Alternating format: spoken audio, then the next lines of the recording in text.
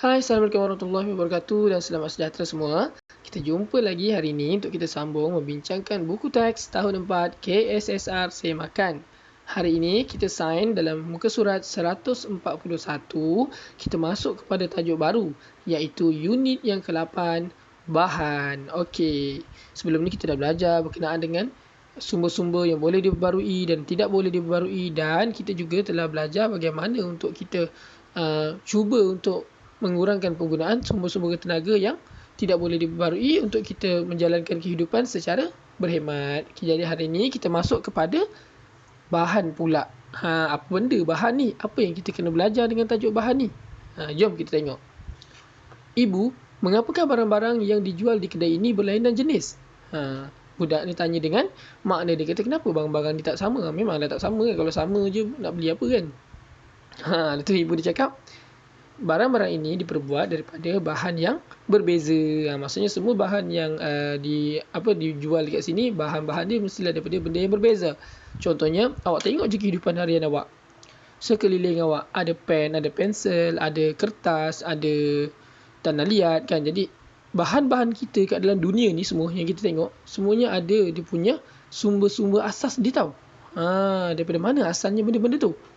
Okey. Jadi persoalan kat bawah ditanya, barang-barang dalam situasi di atas diperbuat daripada pelbagai jenis bahan. Mengapa? Kenapa? Itu soalan dia. Kenapa kena buat daripada pelbagai jenis bahan? Mestilah ada sebab-sebab dia. Okey, jom. Itulah persoalan yang dikeluarkan dalam muka surat 141. Dia kira macam seindaksi lah untuk tarik perhatian awak. Biasanya memang dia akan letakkan kartun macam ni lah dalam buku teks ni. Okey.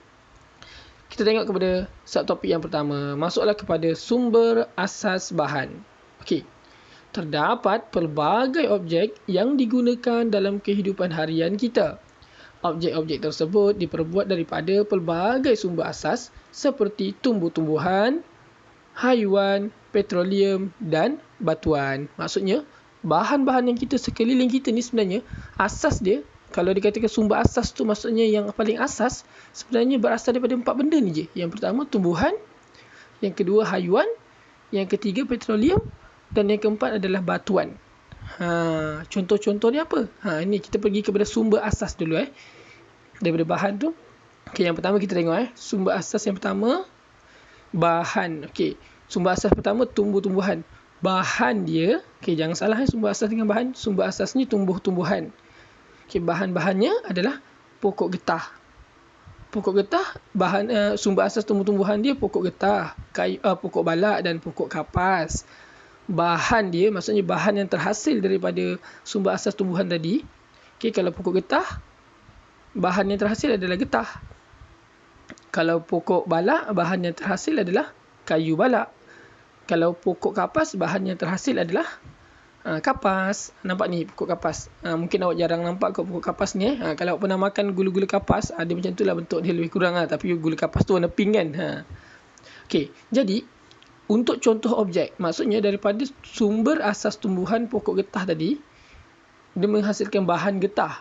Jadi bahan getah ni boleh menghasilkan objek, contohnya adalah tayar dan juga sarung tangan getah. Okey, dulu, zaman-zaman dulu, memang getah ni sangat laku lah. Sebab nak buat tayar, nak buat sarung tangan getah dan nak buat banyak peralatan, banyak dapat diperbuat daripada getah.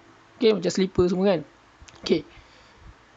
Kemudian yang kedua, sumber asas yang kedua adalah pokok balak. Contohnya, tumbuhan pokok balak. Pokok balak ni, dia menghasilkan kayu balak. Apa guna kayu balak ni? Okey, hasilnya adalah kayu, almari kayu dan juga kerusi kayu. Tu contoh-contohnya lah. Jadi menghasilkan kerusi, menghasilkan almari, semua daripada kayu. Seterusnya adalah kapas. Pokok kapas ni buat kapas. Bahan kapas ni buat apa? Ia menghasilkan baju. Biasanya baju yang kita pakai, yang kita beli, yang biasa-biasa, harga biasa ni, biasanya memang daripada kapas lah sebenarnya. Dan juga tuala. Tuala mandi awak tu, itu adalah daripada kapas. Okey. Okey, contoh lain dah saya bagi. Kalau contoh lain, kayu-kayu ni biasanya, kadang-kadang ada juga pokok kayu yang dibuat kertas. Jadi macam-macam lah. Jadi awak akan, mungkin awak dapat kenal pasti bahan-bahan sekitar awak ni ada tak yang dibuat daripada tumbuh-tumbuhan. Okey, jom kita tengok yang kedua, sumber asas yang kedua. Yang pertama tadi tumbuhan kan. Yang kedua ni haiwan. Okey, haiwan ni apa dia punya sumber asas dia? Okay, contoh yang pertama, biri-biri, bahan dia adalah bulu biri-biri itu sendiri. Okey, bulu biri-biri itu buat apa? Jadi contoh objeknya adalah topi bulu dan juga sweater. Kan? Kemudian lembu contohnya, kulit dia tu kita ambil untuk buat apa? Kasut kulit dan juga kulit sofa. Sofa kulit tu. Biasa kulit ni dia akan bagi tahu lah kulit harimau ke kulit apa kan. Tapi selalunya memang kulit lembu lah selalu Kasut ni, biasa kau perasan tak? Kalau kasut sama je bentuk dia. Tapi kadang-kadang ada yang bukan kulit. Ada yang kulit kan. Apa beza dia? Biasa yang kulit ni mahal kan. Yang kulit ni biasanya mahal. Kenapa? Kenapa tak beli yang murah aja? Sama je bendanya. Saya pernah, yang kalau saya perasan kalau kasut kulit dengan kasut biasa. Kalau kasut kulit ni, dia takkan berbau tau. Kalau kasut biasa tu dia senang berbau. Itulah tu pendapat saya lah berdasarkan pengalaman sedia ada saya. Tapi kalau awak masa pakai kasut kulit pun bau, tu jangan salahkan saya lah. Tu maksudnya pengalaman sedia ada saya saja. Kemungkinan betul, kemungkinan tidak. Itulah hipotesis saya kan. Saja nak berkongsi. Okey, seterusnya ulat sutera. Sumber asas ulat sutera tu, nampak ulat sutera tu. Ulat sutera ni dia akan, bahan dia adalah kokon sutera tu. Kokon sutera tu, nampak tak gambar kokon ni? Kan. Jadi apa guna kokon sutera ni? Tu yang kita buat tali leher sutera, kain sutera. Yang nama-namanya sutera-sutera tu sebenarnya daripada ulat, kokon dia tu. Okey. Okey, jadi nota guru kat bawah. Kokon ialah kelongsong daripada bebenang seperti sutera yang melindungi larva. Misalnya larva rama-rama atau telur. Misalnya telur cacing lah. Senang kata sutera ni, ulat sutera ni dia macam ulat beluncas lebih kurang kan. Dia akan dia akan menutup bebenang dia. Kalau macam contohlah kalau ulat beluncas dia akan tutup, dia akan makan banyak, lepas tu dia akan tutup badan dia, lama-lama dia akan jadi keras gitu kan. Larva tu kan, dalam dia larva, kemudian dia tutup diri dia, lama-lama dia merekah jadi rama-rama kan. Kalau ulat sutera ni dia menutup diri dia, ditutup diri dia, dia jadi dia larva tu, ditutup diri dia, masa tengah tutup tu, masa itulah namanya adalah kokon, iaitu kelongsong. Masa itulah dia ambil untuk jadikan tali sutera, tali leher sutera dan kain sutera lah. Okey. Ini merangkumi 8.1.1. Okey, sama lagi. Okay, ada info sains sikit kat sini. Petroleum. Okey, sumber asal petroleum. Kejap lagi kita nak terangkan tentang petroleum pula. Okey, petroleum ni apa? Info sainsnya, petroleum ialah minyak berwarna hitam yang diperoleh daripada dari dalam tanah untuk dijadikan petrol dan bahan-bahan lain. Okey, petroleum ni terbentuk daripada hidupan yang telah mati berjuta-juta tahun dulu. Jadi yang juta-juta tahun dulu ada haiwan apa? Mungkin ada dinosaur ke apa kan, dia tertanam kat dalam tanah kan.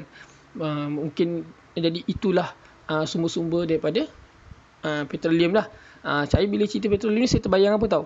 Masa kecil-kecil saya tengok cicak mati kan. Lepas tu saya biar cicak tu mati kan. Bukan kat rumah saya lah, kat luar rumah. Jadi saya biar je lah. Kalau kat rumah dah kena sapu kan. Saya biar tengok cicak tu mati. Tak lama lepas tu, dalam berminggu kan, saya tengok cicak tu dia dah ada lekit-lekit. Dah ada lekit-lekit gitu kan. Dah melekit-lekit, dah keras dah dekat tanah tu.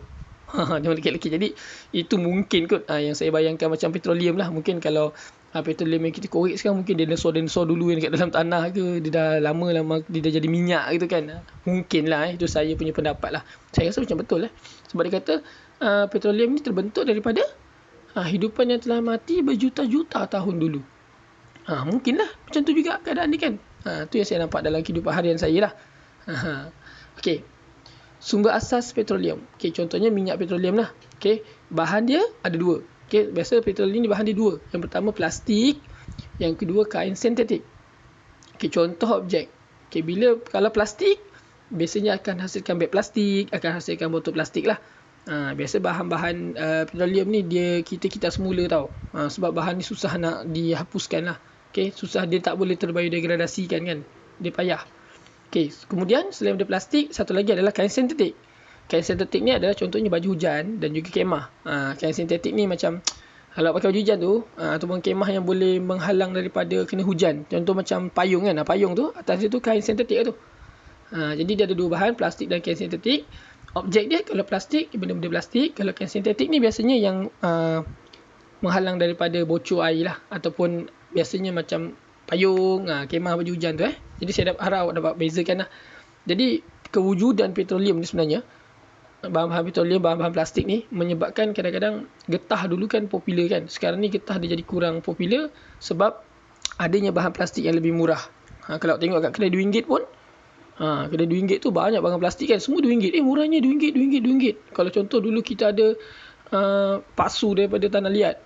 Sekarang ni pasu plastik je. Kan dia jadi murah kan sebab dia mudah didapati sebenarnya. Tapi sumber asas macam seperti yang dah belajar pada bab sebelum ni, sumber asas petroleum ni dia akan habis pada satu hari nanti.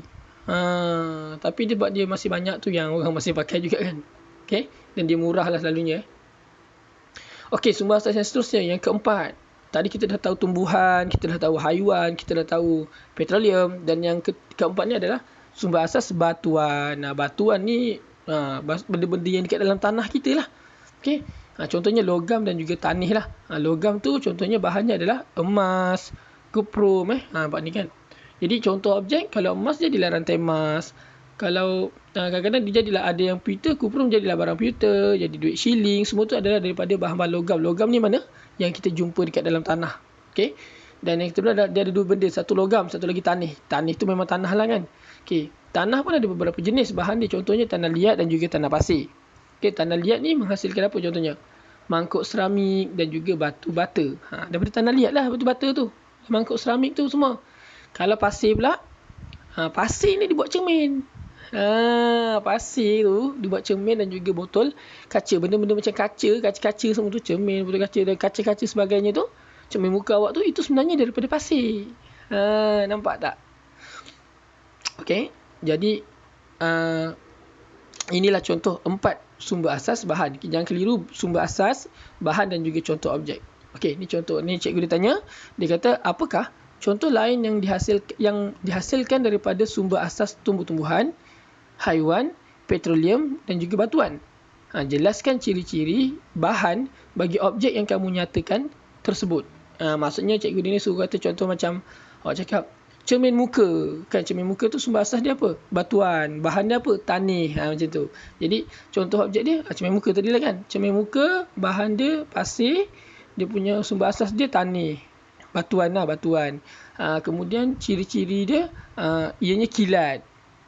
Boleh memantulkan cahaya. Macam tu lah yang cikgu dia suruh buat ni.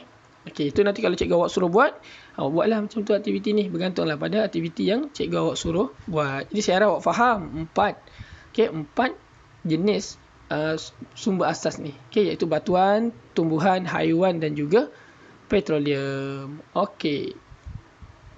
Okey, kat sini ada aktiviti. Okey, aktiviti berkenaan dengan kelaskan objek tu lah. Okay, jadi aktiviti dia kelaskan objek. Aktiviti ini boleh dijalankan secara berkumpulan lah kalau awak dekat kelas. Kalau awak ada dekat kelas atau ada kat sekolah nanti. Alat dan bahan dia adalah kertas majung, pen penanda, pelbagai warna, macam-macam warna lah. Kemudian sampul berisi 16 keping gambar pelbagai objek. Ada 16 keping gambar ni. Apa yang nak buat ni? Langkah-langkah dia, setiap kumpulan perlu mendapatkan satu sampul yang mengandungi 16 keping gambar pelbagai objek. Jadi satu kumpulan tu akan dapat 16 keping. Perhatikan gambar objek, kemudian kenal pasti ciri-ciri objek berdasarkan jenis bahan dan sumber asas dia. Okey, kenal pastilah 4 orang tu kan, 5 orang tu. Kemudian berdasarkan perbincangan, bincang dalam satu kumpulan tu, kemudian hasilkan carta pengkelasan mengikut kreativiti kumpulan. Jadi maksudnya awak akan guna kertas majung tu dengan kawan-kawan, awak nak buat bentuk macam mana? Nak buat bentuk macam ni ke, buat bentuk peta minda ke, carta alih ke kan?